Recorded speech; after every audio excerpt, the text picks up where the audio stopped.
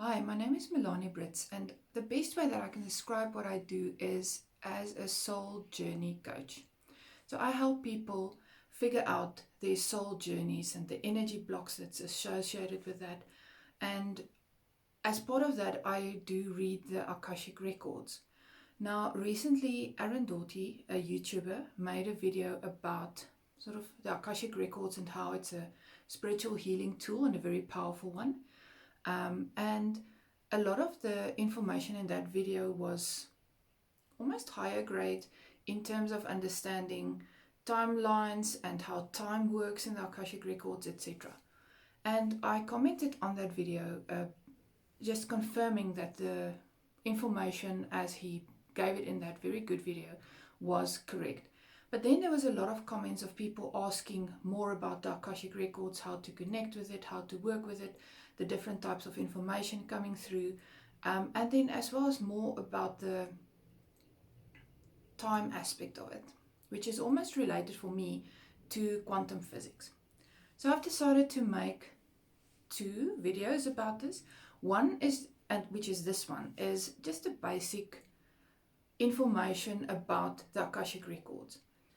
How do you use it? Why do you use it? How do we connect to it? All of that good stuff. And I'll give an overview of what it is, what we use it for, some information about my own journey with it, how we sort of work with it in terms of specifically past lives, and some examples from my own life and some of my clients' lives that I think is quite interesting in terms of how we incarnate and how we choose to work through some of our stuck energy.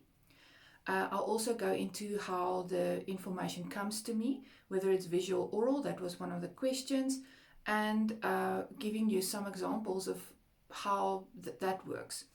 And then explaining the three levels of healing that exist within the Akashic records, how I connect, and the sort of types of readings that's available, because not all Akashic records readers work in the same way. So that's sort of an overview of where we're going with this video. I hope you'll stick around for it. I wanted then to first start with what is the Akashic records.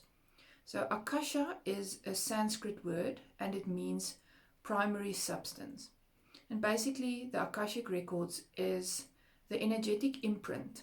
It's almost like there's a material in the universe that is like a sponge and energy imprints upon it. So every action, thought, emotion, decision, everything that happens, and as it turns out, everything that will happen and everything that is currently happening is making an imprint on the Akashic records, on the Akasha, this primary substance, all of the time.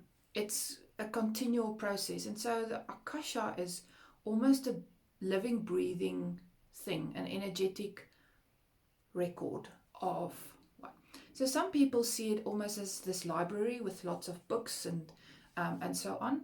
I don't necessarily visualize it like that, although it can be helpful to do it. What I sometimes explain to my clients is just why it's useful. If we're looking at our current life, almost like we're starting to read a book, but we're starting to read this quite character driven with an intricate path of character development, soul development, growth, etc. But we're starting to read this book on chapter 33, and it's like getting stuck into it right in the middle of the story. So there's characters that are acting strangely. You yourself have these subconscious impulses and patterns that you can't maybe decipher or break through easily. And it's stuff that you're sort of struggling with, that you are experiencing over and over. So you have this recurring pattern, for instance, with relationships, and all of your relationship almost follow the same blueprint. And now at one stage in your life, you're sort of ready to shift this, but you haven't been able to really do it. So what we do is when we open your Akashic records, we actually don't go and read the previous 32 chapters of your soul's development. We actually go and ask your guides, almost for a book report. So the information basically comes, my guides will get together with your guides and they will together decide what information is relevant to you in your soul's journey right now. And that's maybe one of the differences in the way that I work that other Akashic readers maybe work. My readings of the Akashic records is a live process. You're sitting in front of me, or we're connected via Zoom, which is the same thing. Distance doesn't matter. And we're doing it live. So we're asking questions, we're getting answers. You can ask more questions based on the information that we receive. And it's quite a practical thing. I don't really care whether you are, what your galactic heritage and soul type, and I don't know even what all of these things are that people do put in some of these reports. I am more of a practical person. So for me, it's all about what is the energy that's holding you back from living your highest potential right now? Where does it come from? What can we do about it? So it's almost like a surgeon going in and looking where's the problem and how can we perform some surgery, energetic surgery on that. How can we heal this? How can we work around this? How can understanding it better actually support you as a soul? And so that's one way in which we use it. We dissolve energy blocks that maybe stem from previous lifetimes. Those characters in your current story that are acting in strange ways. You can maybe understand or ask about why, what's the history between these two souls. And then once you understand that history, sometimes there's even more stuff that we can do around releasing some of the energy that is between those. And I'll explain a little bit more in terms of some of the sort of patterns that I've seen, or some of the practical applications in terms of how we actually relate to other souls, and how an understanding of the history of these two souls together can make a huge difference in terms of just how you move forward and releasing some of the stuck energy. We also can use the Akashic records for inspiration. There's a lot of clarity and understanding that comes from actually accessing your Akashic records. A lot of my clients, sometimes they focus a lot on the clarity, and others say it's almost like it confirmed for them stuff that they have known all their life. But sometimes we don't trust our own channel, we don't trust our own intuition, and we sort of chat ourselves out of the knowing of our soul. And so sometimes it's helpful to have somebody else confirm for you what you actually already know. A good Akashic reading will do that for you. It's also about releasing stuck energy, etc. My journey with the Akashic records started probably 2016, 17, thereabouts. I was part of a holistic network, and we had speakers that came to speak to us every month. And it was the beginning of the year, I think, and we were sitting there, and on the screen they flashed the program for the rest of the year. And maybe somewhere in 3 months' time, there was a speaker that they had invited that was coming to speak about the Akashic records. And that was the first time that I actually heard the word. But as I sat there and I saw this word, there was just this almost knowing that flooded through my energetic system. I had goosebumps. All of my alarm bells just sort of went off. And I knew that there was something within that concept or word for me. So I Googled it, and I found a book by Linda Howe, which I will reference again at the end in terms of how I actually connect, that explains how to read your own Akashic records. She had this process and she wrote a book about it. So I bought the book and I started practicing opening my own records. And I found that I had such a lot of healing and clarity that came through this, using this process for myself.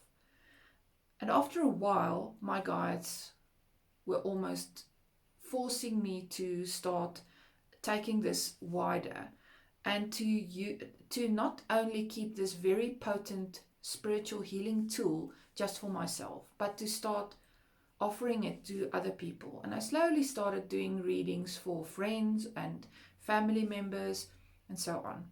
And it just grew from there. So today I do Akashic Records readings for clients all over the world. And it's a very rewarding part of my business and a rewarding part of my own soul journey.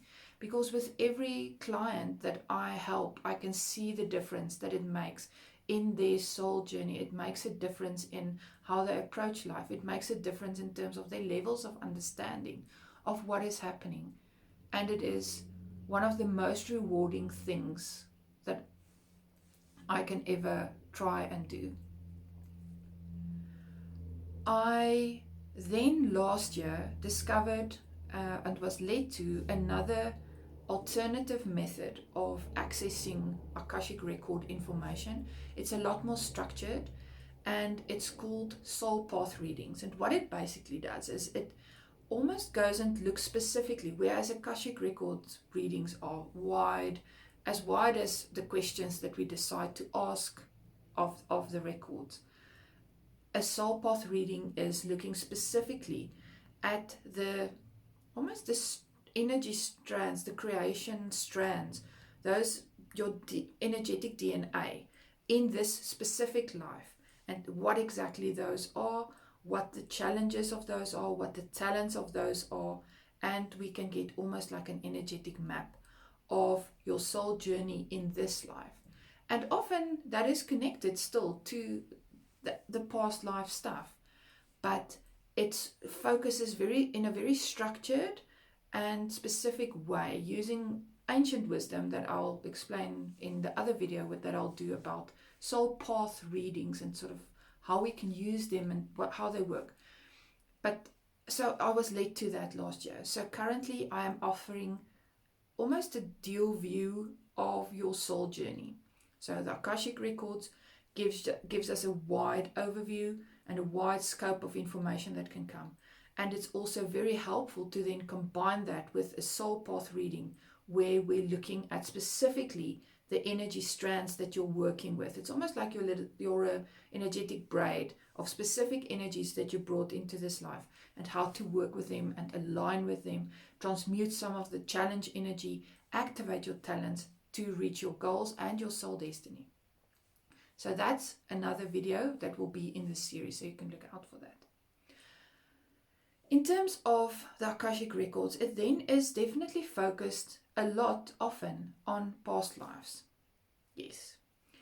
And it's about almost mastering the energy of that. So in terms of past lives, we're getting guidance and understanding.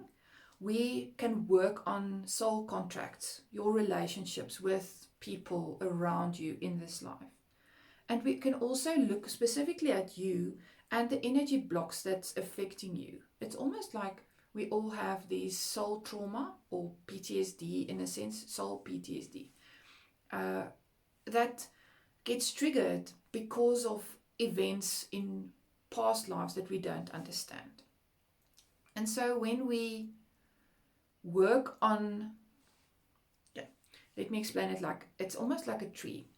So there's a point of inception of a specific energy in your life. And the tree trunk, which is the base of the tree, might be in a past life. And your current life is one of the branches that's growing off this tree. And you're having the same pattern within your current life. And that might be a relationship pattern. It might be a struggle around abundance. It might be feeling blocked, or there's so many different things that it could be and that it manifests as. But it's this feeling or pattern that people don't listen to you. they are not paying attention to your opinions in this life. I've had that. Or just feeling that there's this heaviness or this block that is affecting you. And it might actually then start not only affecting you emotionally, psychologically, mentally, it can actually start affecting you physically. So what we want to do, if we're working on just healing the current manifestations of that pattern in our current life, we can't really solve the problem because the tree is growing from a past life, and this is just sort of a manifestation. So going into the Akashic records, we can go and chop down the tree, so then the branch that is affecting this current life disappears. Some important an important aspect that you need to understand about this, when I say past life, is it's actually not really a past life. So we think of something, maybe if we have a trauma that stems from childhood, we tend to see it almost like, okay, it's past, so it's not happening to you right now, and you sort of have to work on getting over it and dealing with the emotions and dealing with the fallout of it and so on. But it's past, it's not that serious. It doesn't necessarily affect you that much. However, what is happening in life, in the Akashic records, actually, it's all of it is concurrent lives. So parts of your soul are living other lives right now, and you're connected to that energy. And to some, you are connected more clearly. Some of them are more relevant to what you're working with currently in this life. And so the point that I was making when I was commenting on Aaron's video is that as you're working on the past life stuff and you're releasing the energy, the past life energy actually changes, and it changes your current life as well. So we're working on stuff on very many levels, which is why it is so powerful. So I want to give you an example, and this comes from a client of mine that I did a reading for, and that we did the release in terms of that.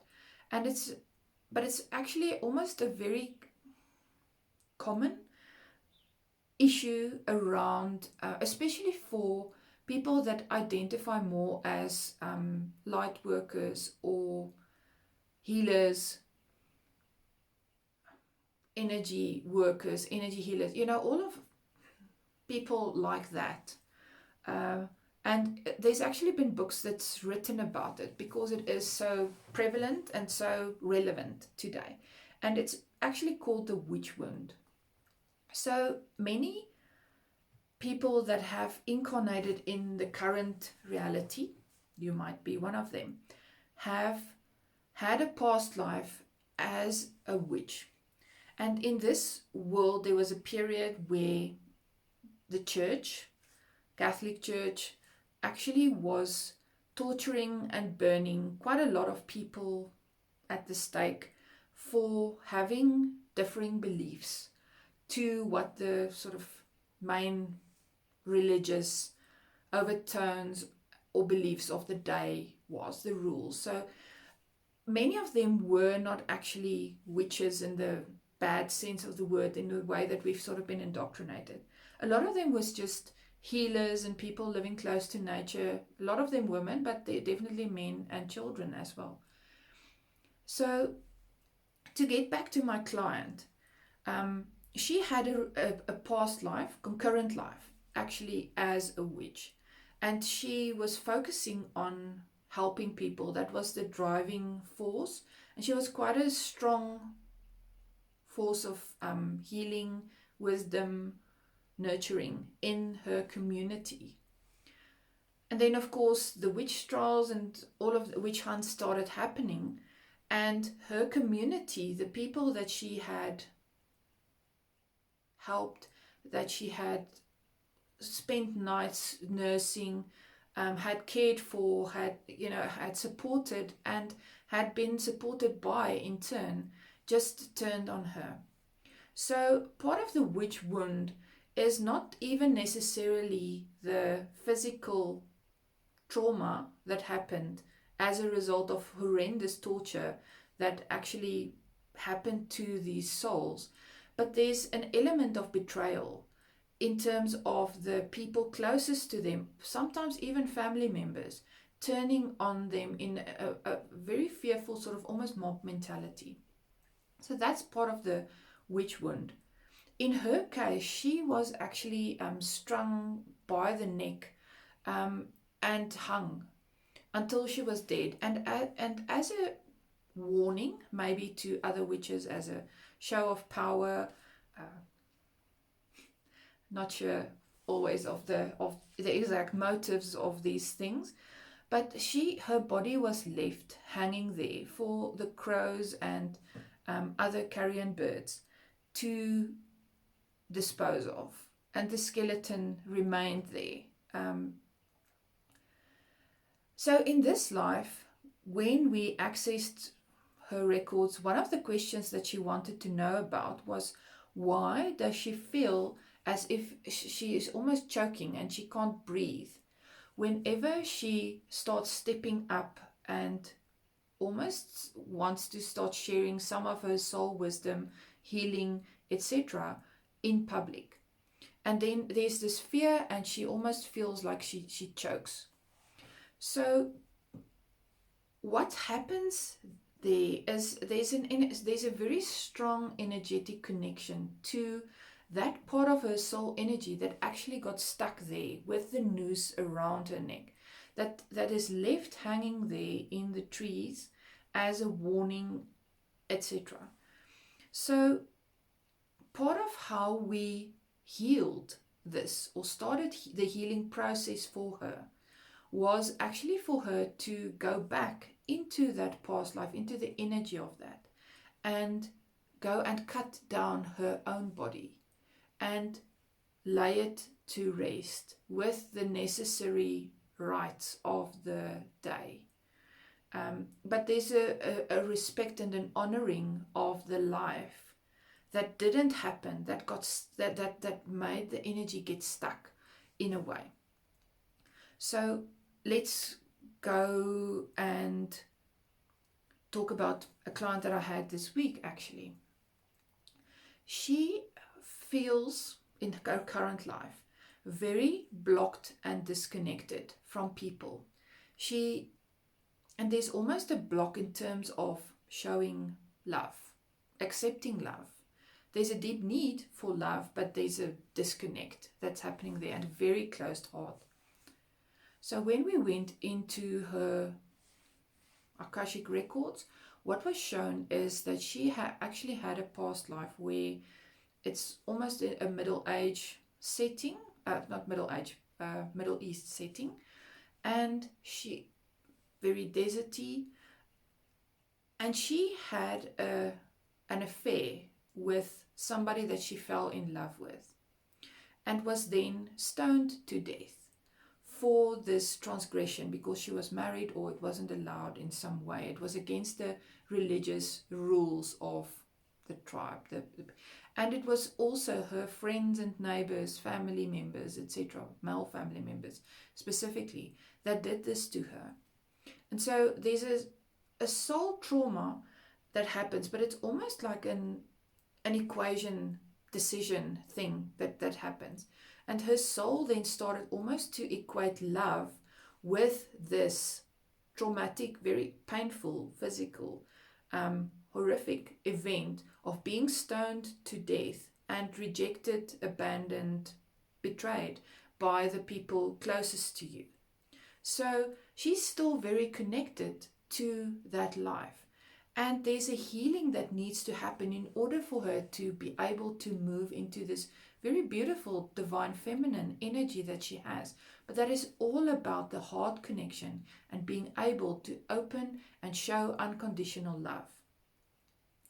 But it's almost like a soul decision that gets made. In the witch wound case with the previous client, it was almost, it's not safe for me to be a healer. It's not safe for me to be too open with my beliefs or the things that I am here to share. In this case, it's not safe for me to love because this is the effect.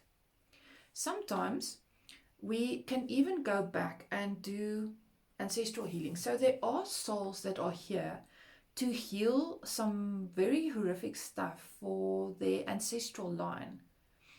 And one of the best examples that I have seen of this is a client that I worked with that is here basically to resolve the karmic energy of slavery for her whole family line, for the whole bunch of souls actually.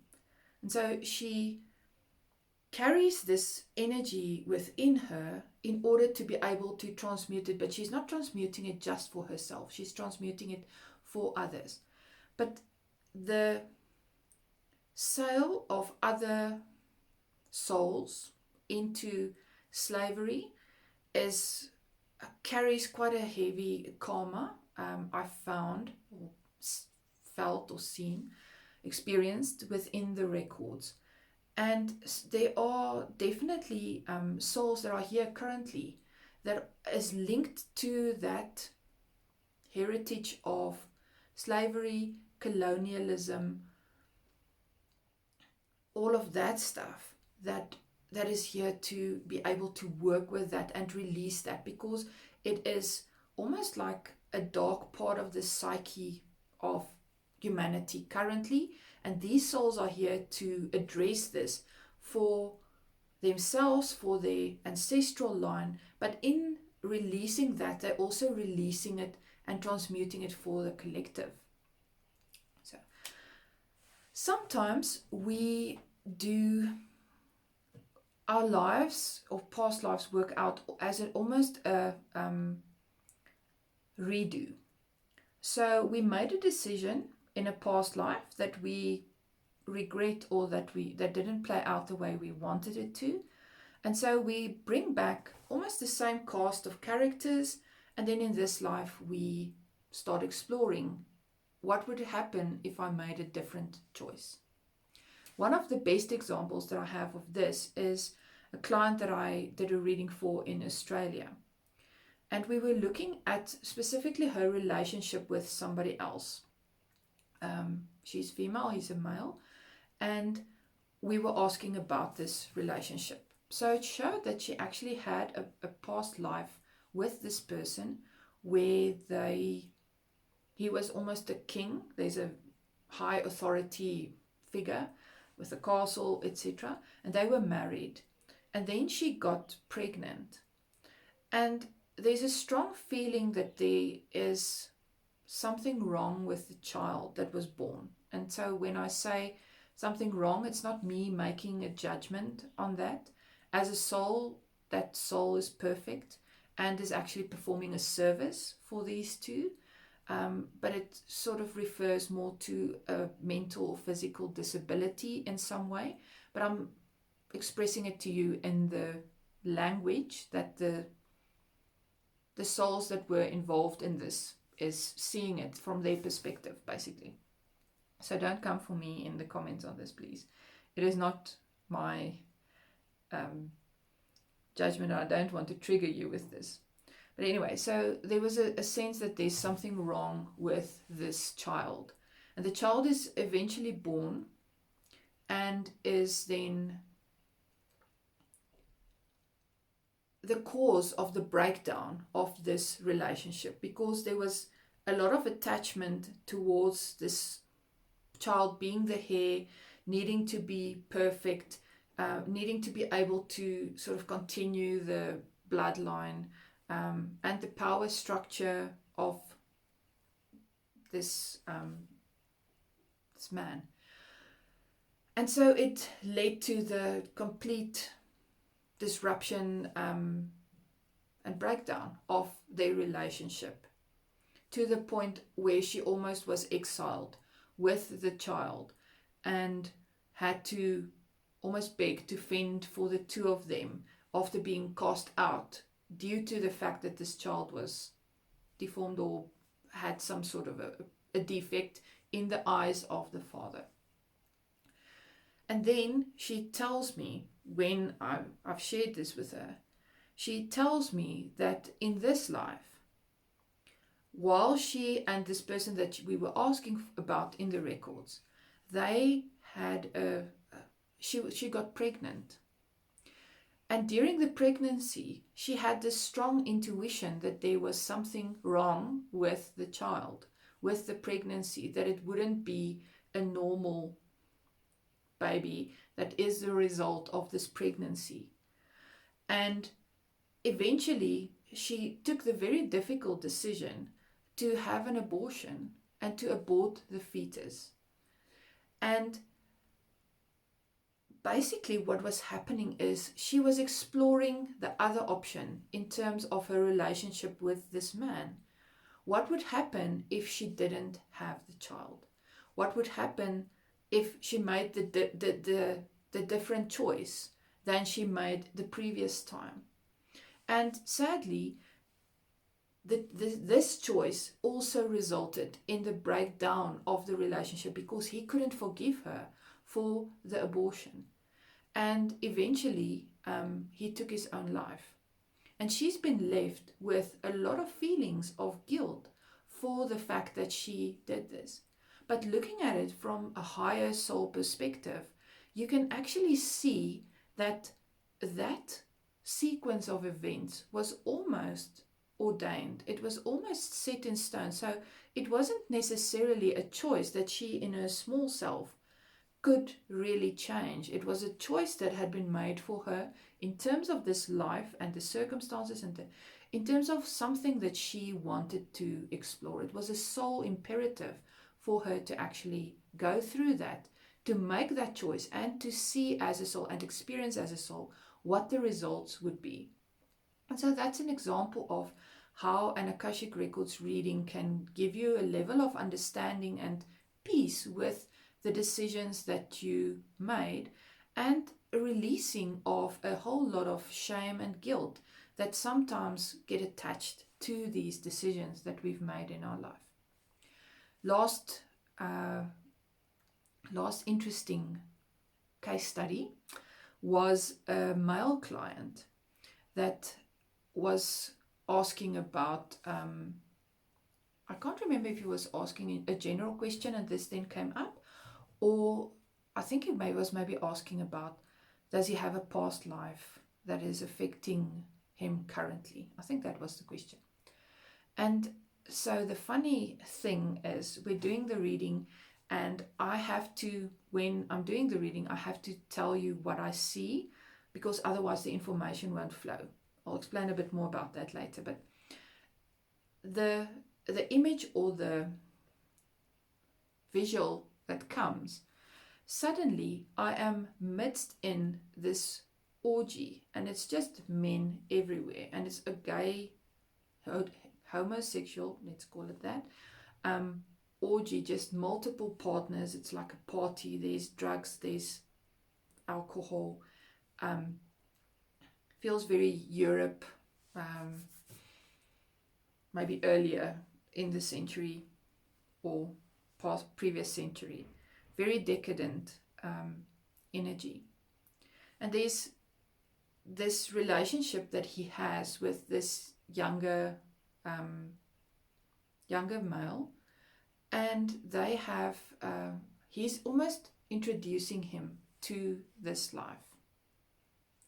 So now I have no idea whether this stranger that's sitting in front of me actually is heterosexual or homosexual. I don't know him from a bar of soap. But then when I tell him this, and the almost degradation and difficulties that this other soul that is introduced into this life experiences as a result of his influence, he comes out and he says to me, I actually know who this is because we had a relationship in this life. And the cause of the breakdown of this relationship was the fact that this other person was very much focused on taking part in these types of activities, and I didn't want to. And so he wouldn't leave that and release that or not do it. He felt the need to actually do this. And then our relationship actually broke down as a result of this. And I've been harboring a whole lot of resentment against him for this fact.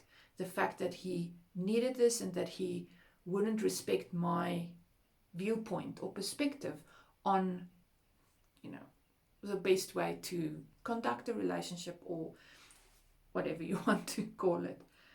And then there's a release that happens because you realize that it's fine. This soul wronged me in terms of my perspective in this lifetime, but it's actually almost a mirroring and a balancing of the energy between us. So you did this to me, and now we're going to explore you doing, or I'm doing this to you in an almost karmic balancing of the scales. So that happens also. So I wanted to also share with you how the information comes, because that was one of the questions that somebody asked as a result of my answer to that question, or that video by Aaron. I usually receive information as a visual, so it might be a still picture.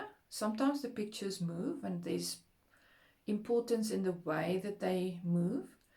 But the visual is not necessarily just as an image from a past life. A lot of the time it's actually symbolic. It's a way for the guides to explain a working of the energy, or to explain a bit about how the energy is manifesting, or how it's being experienced, or what is going on with it. And so a lot of the information that I get is visual, symbolic, and I have to explain the image, and then it's almost like putting a thread on a carpet, and then I can sort of start unraveling the energy, and the meaning of it comes. Sometimes it's just almost the emotion that I feel, that I can feel a heaviness, or I can feel the emotion of guilt, or I can feel the emotion of fear, or anxiety, whatever the emotion is. So it's just the emotion that's coming through. I also get goosebumps, and that is a sign that we're discussing something that's very important. So it's almost like a pay attention signal between me and my guides. One of the questions was, how do you know it's not just a random picture that you're getting in your mind? I think as you practice, you start learning the difference.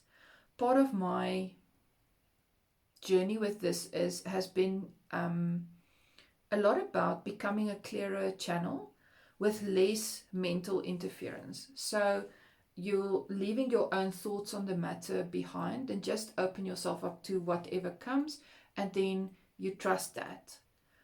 So it's a learning process. Sometimes I do feel that a mental image that you're trying to impose, your own idea that you're trying to impose on something, carries a slightly different energy. It's very subtle, but once you have done it so many times, you start learning, okay, it's me, that this is now me sort of imposing my own perspective or stuff or ideas on something. And then, one of the ways in which I know that it's real, that it's a real message, is that there's no way that I would be thinking of this very random or weird thing as an answer to a question, because it makes no mental sense to me. So almost the more illogical and unknown the meaning or symbolism or whatever of the picture is, the more it confirms for me that it's not me that's making this stuff up. And so the other question was, do I get information or hourly in terms of do I hear stuff? I am more of a visual communicator, so I see things. So the visual for me is quite strong. I do feel, so that's the kinetic part, I think. So I do feel emotions. I do feel physical sensations. That's not as strong as the visuals. But sometimes there's confirmation like that. The in terms of hearing the guidance, I have had 2 experiences just of my own past lives where the oral information actually confirmed beyond any doubt that the visual information was correct. And so it's hard sometimes to hear names and stuff like that because it's almost phonetic, so you have to capture the sound, and it's hard. But I can tell you 2 stories about that. The first past life of mine that I accessed when I started on my own healing journey was visually quite strong, and I was in a battle, and there were horses around me, and the horses were dying, and somehow I was more upset almost by the horses dying than the people that were dying all around me. I had a real connection with the horses. And so I'm looking around in terms of this battle. There's these trees, it's a incline, or I'm on top. There's the ground is sloping downward, and I'm in this battle. There's cannons, going off. There's rifle shots, etc. And then on my left, I see there's Native Americans. But I'm not fighting, so it's not a Wild West type of scenario where I'm fighting them. They're fighting on my side. They're fighting with me in this thing. And I can feel myself getting wounded. And then I actually die from this wound. And so I have no idea what this is. I get the feeling that it's sort of related to the Civil War, because I'm fighting against people that also have like army uniforms on, and just based on that, that's my deduction. And then I ask, okay, but can you tell me, where is this, just where is this happening? And I get the 2 words that I hear, and it's the word elk horn. And immediately I almost get angry and say, what does that even mean? I have no idea what elk horn is, and that's not a proper answer to the question. So leaving that, I eventually go out of the records, and I decide I want to Google and see if I can figure out what this is. What is elk horn? And there's a battle in the American Civil War, which is called the Battle of Pea Ridge, I believe. But it's also known as the Battle of Elkhorn Tavern, because there was a tavern there that was named the Elkhorn Tavern because of somebody that had killed an elk and they put the horns or something there. So it was known as Elkhorn Tavern. There was a major battle and engagement between the South and the Union in terms of this war that was fought there. And so when I looked at a photograph of Elkhorn Tavern, I almost gasped because I knew that place. It confirmed it for me. Now, I don't live in the US, and I have very little knowledge of the Civil War that happened, beyond the fact that it was sort of about slavery and, secession. And that, understanding that life actually brought into focus for me that things are not really necessarily the simplistic way we look at things. So if I look at that war right now, I would definitely be thinking I would be fighting on the side of the Union because slavery is bad. It's horrible. So why would I be fighting on the other side of this? And it was about my conviction in that life that the states had to have a choice if they wanted to secede, if they wanted to go their own way and do their own thing. They had to have that right. Even if I don't agree with what they're doing or why they wanted it, they had to have the choice, the freedom of actually doing it. Otherwise, this conglomeration of states, this union, wasn't a proper union. It was a power dynamic that I wasn't comfortable with. And so I made the very difficult decision to actually go to war on the other side, not because I had slaves, but because I believed in the freedom of succession.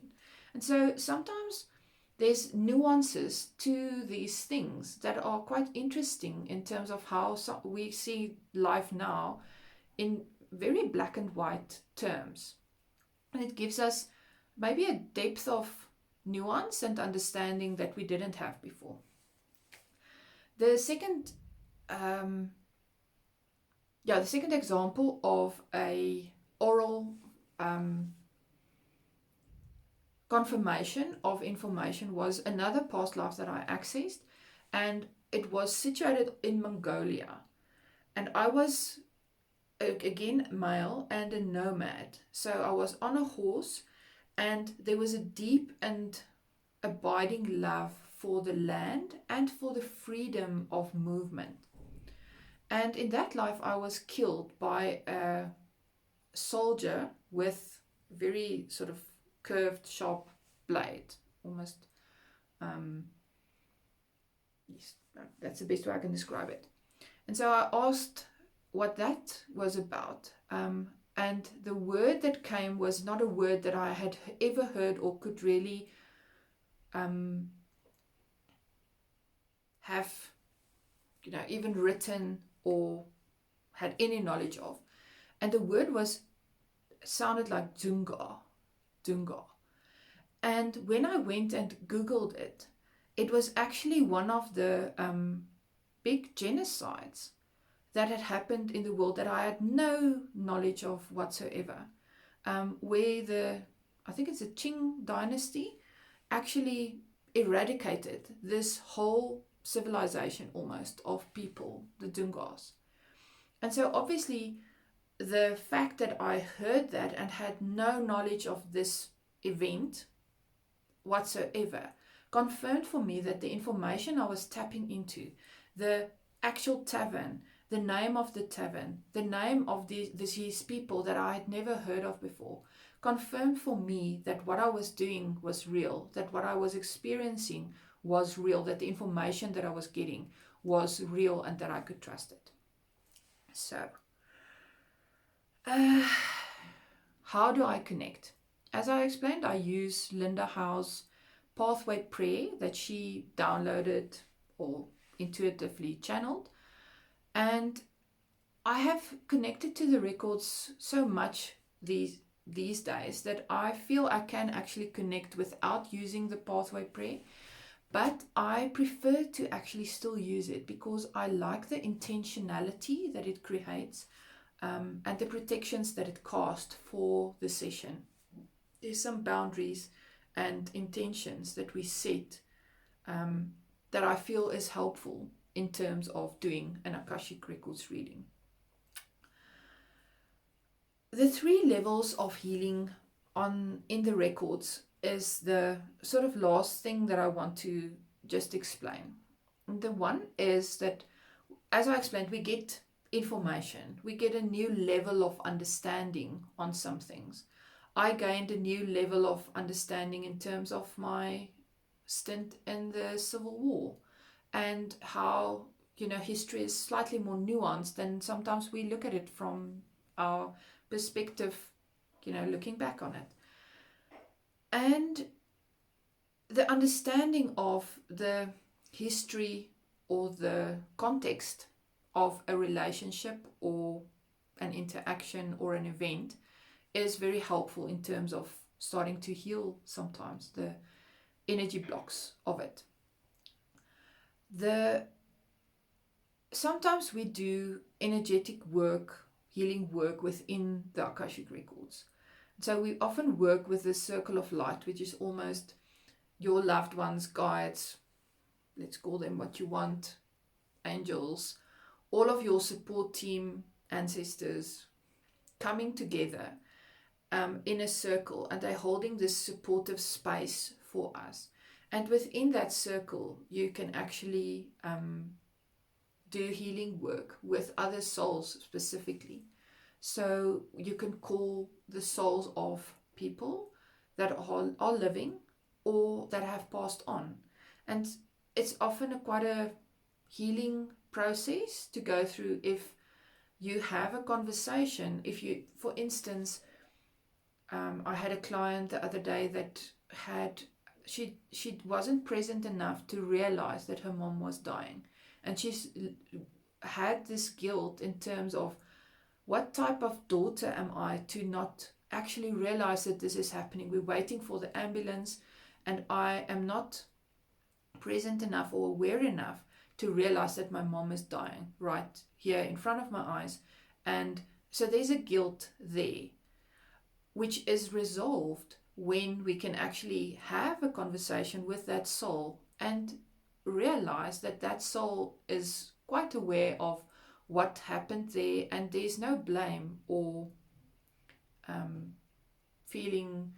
bad feeling left as a result of that. So sometimes there's a lot of healing that can happen between souls.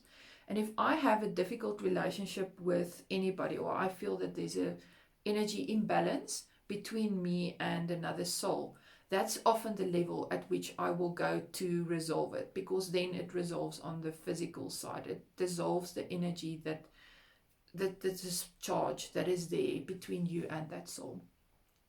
So that's the second level. And in the case of the witch wound, we actually went, while the records were open, went back into that past life for her to go and cut down her body and give it a proper, honorable burial. I have had another maybe example of this was a guy that had been a Knight Templar in one of the Crusades or something. And he went through the Crusades and all the wars and all the skirmishes and fights, etc. And then on the way back to this castle in Europe where he was stationed, almost within sight of it, they were on a mountain pass and there was an avalanche, and some of the rocks and stuff came down and it pinned him, and he was almost crushed to death, not immediately, eventually. So there was suffering, and a long time for him to actually be aware of this that had happened. And as a result, that his soul then had this trauma in terms of, I went to war for God and he protected me through all of this, and then when I was within sight of getting home safely, I was actually killed. And there was a rejection of God, let's call it whatever you want to call the divine, is fine by me. But there was a feeling of being rejected by God that was playing out in his current life as well. And so as part of the healing, we actually had some people that were there with him during that event go and move the boulder. They couldn't move it at the time, but they went and they moved the boulder, and there was a healing that happened as a result of that. And so when in the next video we start talking about time, I'll mention some of these things, because I think the event of that life stays the same, but the energetic charge that gets created as a result of that, I think, is dissolved. Anyway, we'll talk about time and the quantum aspects of the Akashic records in the next video. The third level of healing that exists within the records is just the vibration of the records itself. It has a very high healing vibration. And so beyond the information that we get, beyond the energetic healing stuff that we do, that sometimes is indicated and sometimes not, depending on the client and the guides, we still have a healing vibration that happens with the records open. So we could sit there for an hour just with your records open, no information is being exchanged, and there would be a healing for your soul that would happen just as a result of that vibration. And the best way I can describe that is it's almost like your soul is this beautiful chandelier, and sometimes it gets a bit dusty. And so the records vibration is like a gentle earthquake, just shaking loose some of that dirt and dust and cobwebs that is there on your soul. So there's a healing that happens, and whether that manifests as an emotional healing, physical healing, mental healing, it doesn't matter. There's definitely a healing vibration that happens within the records. And part of why I have been so blessed to work in the records is every time I open the records for a client, I experience this gentle, beautiful vibration for my soul as well. So in the next video, we're going to go into quantum physics and all sorts of parallel realities, timelines, quantum entanglement, and sort of my experience with time and time in the records, and the sort of conclusions that I've drawn. So this that I gave you is very experience-based, fact-based. This is how you work with the records. The next one is more, I have these data points, this thing, I know this works like that, I know this works like that, and then maybe from that we can start extrapolating how time works, or the basis of reality and the universe, life, I don't know.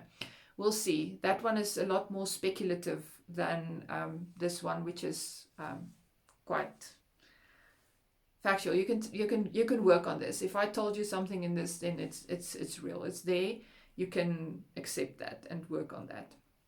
I'll also make a few videos, I think, about just the soul path and how you can use that on its own or in conjunction with the Akashic records, and how it almost gives you an energetic map to understand your own energetic system in a way that can tie in with your chakra system, but sometimes not. And how that can help us with manifestation and relationships and all that type of stuff. So I'll see you in the next video, hopefully, if you're up for some nice, mind-blowing Akashic records, quantum physics stuff. And hopefully I'll see you in some of the others as well in terms of the soul path. This is fascinating stuff, and I love sharing about it.